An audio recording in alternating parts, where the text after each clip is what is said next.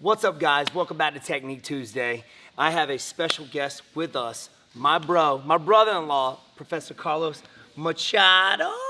Yeah. He's coming out here to work with me, and he's here to kind of discuss some pretty cool stuff. Now we're going to be going over Wonderboy Tyron fight 1 when I got put in that guillotine. So we're going to be discussing some things that I did okay, some things that I could have done better, to kind of help with the guillotine and the defense against the guillotine. And we're gonna be giving you guys some tips on how to make that guillotine effective and the defense against the guillotine.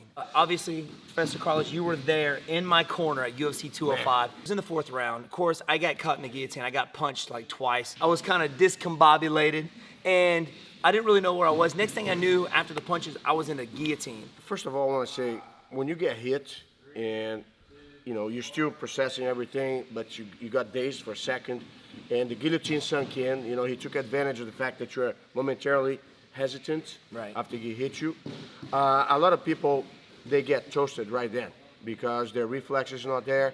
You had the reflex in the beginning to block his hip. You turn around. He was pushing against the cage. You were able to turn things around, and it kind of helped you because a lot of guys, when they get the guillotine, and they're facing the cage and push your back against the cage, it actually increases the lever and your neck bends and the pressure increases, like John Jones did that against Machado. So what could Tyron have done better to finish that guillotine? You know the measure of a good guillotine from the arm's perspective, when the elbow aligns or passes the chin. That guy Pedro Munoz, for instance, he's known for that. He has so when he grabs, he angles the elbow right there. Okay, and then from there, sometimes the guy has the wrist, sometimes the other guy's got the hand, and he pushes with the hand because he wants to compress. Some guys even go for it like it almost looks like a rear naked choke, but the V is right there locking the throat. So we're gonna try to break down here is what are the best scenarios to finish the position if you get it, and secondly, even if you are dazed, what is the instinctive reaction you can have to avert disaster? Let's do it! And we're gonna start from the standing position. I remember he had the guillotine here, and I ended up trying to push the hips back so to keep his hips in. Yeah, so here what you gotta make sure you do is you kind of pick a little bit one angle, okay, which side you're gonna go. So you have to figure out, if you walk to the side of the guillotine, does it feel tight? Yeah, I guess it feels tight. Move to the other side a little bit. How does it feel? Not as tight. It doesn't feel not as tight. So you got to figure out which direction you're going to go. First of all, Tyron's situation, if he slides the elbow in, instead of keeping the elbow flat, the pressure increases, okay? So a lot of times here, from his perspective, the more you bring the elbow under the chin, like we discussed, the worse it is for you, and especially if you have the cage behind. So here, worst case scenario, disaster scenario, and if it was for a finishing situation, Tyron pulls the elbow in, moves the hip forward, and shoves you against the cage. Right, I would have been done. That's a toast situation right there. Right. Okay? In terms of defense, okay, if you hold right there, move your hip forward, move your hip forward. When you move your hip forward, I don't know if you notice, I'm trying to put pressure with my arm against this arm, okay? Over here, real quick. If this arm here starts lifting over here, that's when the other elbow is gonna slide through my neck and create that V that chokes everything out, okay? See that so bicep? Here, so here, this arm here kind of, when you hold, go ahead. If I'm blocking the other leg, try to put pressure now. You see what I'm doing here? I kind of push, but I move. So push your hip forward. Do you see? I have to move in a circular fashion. Right. You try to push. Now move forward. Lift me. Yeah, do you see how you go? Now I'm gonna put pressure on your arm, and I'm gonna circle a little bit. Try to do the same thing again. Do you see how I hold your hip a little more? Oh, yeah. You see what I'm saying? So the thing is not to stay in front of the guy in a straight line, because when the guy lifts you, it takes away your post. Right. Your arms cannot sustain, and then the hips move forward. And if he put the elbow in and shoves you against the wall, that would be the end of it.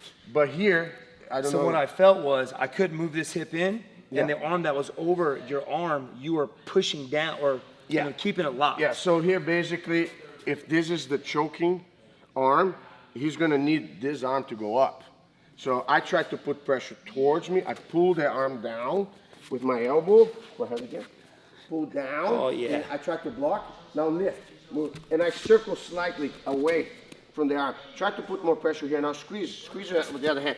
I still feel the pressure, but you see how I kind of steer a little bit that pressure. Right. Because of the position. Now, if this remains like this and I feel that your elbow is not gonna go in, keep strong.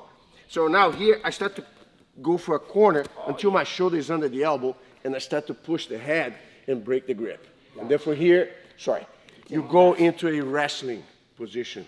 So what I felt was, whatever side your head was on, you were circling that direction. Slightly that way. And then squeezing this arm to your body, I'm not able to lift to pull that V And up. when you try to lift my body and push your hip forward, I'm kind of moving slightly off the line.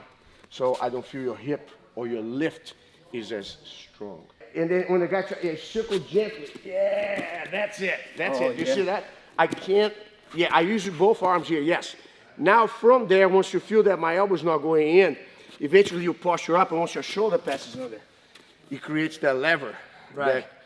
Even though I still have both hands on your hips, the arm, not the choking arm, the other arm, I squeezed it tight. You squeeze it tight. You couldn't lift. Yeah, you squeeze it tight, and you have to create an angle to circle. Loose.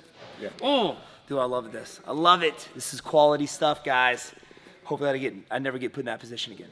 Reiterating here that the cage, in the case when Tyron pulled Steven to the guard, he helped on Steven's favor because initially he kind of stopped Tyron from finding the angle to reach, the ground arch and tilt the body so he could get the better angle. So he was more, put the squeeze. So he felt kind of more sitting first. Yeah. And then he kind of got flat afterwards.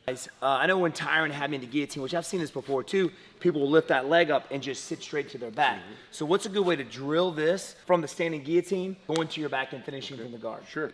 All right, what I recommend, and this is a good drill because it involves safety, and you understand that when you're pulling people all the way down, there's no control. He had the arm over, and the guillotine, right? So here what am I doing? I'm pushing my elbow in and pointing it to the floor. Once I put my knee back and make you lean with me here, I try to touch my elbow on the ground and slide my other foot. Here, it's a tap already for many guys. I'm actually loosening up when I do the position, because if I kept tight, as I'm doing, you probably would have tapped just on the transition. Before you even lay down. Yeah, so here, what I do to protect my partner, I kind of let the grip go a little bit, okay, so I can emphasize the hip control, okay, real quick. So here, let's say I'm kind of loose here a little bit. I have one foot in between the legs. I'm going to connect my leg on the hip, and here, instead of arching, which is not the best approach, I spin.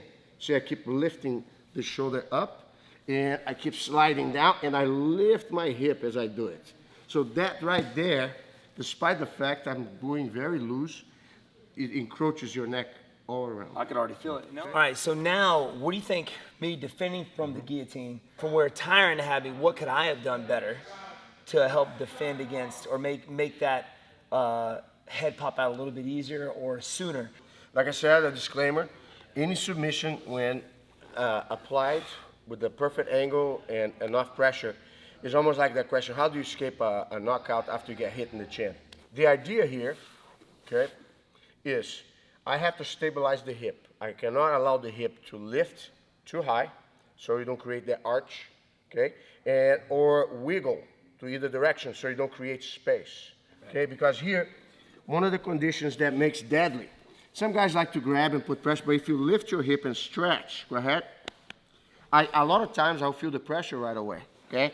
So here, what I like to do in this position, I'm gonna turn around here real quick, is this hand here, even if you tap me, I try to put pressure against your arm. Lift me up a little bit, lift up. You see how I tried? If you try to lift the other elbow, I try to pull the elbow to me, and my hand and my elbow try to connect to your legs. Now, go ahead and try to arch or put your back on the ground. Here, I try to control this elbow here, lift your hip up, try to pull your hands. So here right now, you see I'm stabilizing in the middle. You still can pull the wrist and put pressure if you want over here. And then when you do that, I kind of put my shoulder on you and I control now the space for the wrist. And I kind of here crunch my shoulder so that pressure stays there, and eventually I'm able to shake it off. at one point in time. Do the shoulder. so, I was gonna tap from the shoulder So pressure. when you put the shoulder, it's not just put the shoulder, you crunch the shoulder forward. You protrude the shoulder. So it's kind of like you're digging the shoulder into the guy's rib. What happened with you here, real quick, you kind of went here, you know, and got the guy there, Right. and you're trying, sometimes the guy's going, you're going up, and you put your hands right there, but here in that position, real quick, see how my other arm here connects to your hip? Yeah. And I try to, here, look, I kind of put my hip a little lower, so if you try to lift, and then here, I'll try to control your hands over here, but I have, before I control the head, to stabilize your leg. See here, I don't just go here, because here you can wrap your leg higher, you can wiggle, yeah, Yep, and I that can makes move it my tighter. hips.